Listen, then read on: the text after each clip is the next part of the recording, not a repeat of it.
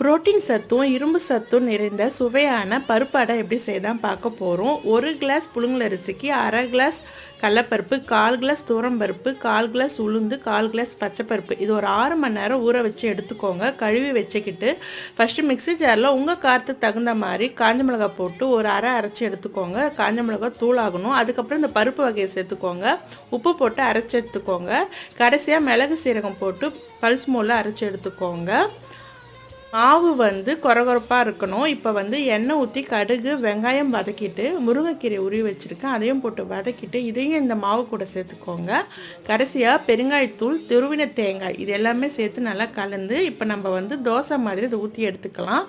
இந்த அடை மெலிசா சுட்டாலும் நல்லாயிருக்கும், இல்லை தவளை அடை மாதிரி கனமாக சுட்டாலும் நல்லாயிருக்கும். எண்ணெய் கொஞ்சம் சுடுதலாக விட்டு மொறுன்னு சுட்டு எடுத்துக்கோங்க. அந்த வெங்காயம் மிளகு சீரகம் ஃப்ளேவர் முருங்கைக்கீரையோடு சேர்த்து சாப்பிடும்போது இந்த அடை அட்டகாசமாக இருக்கும்.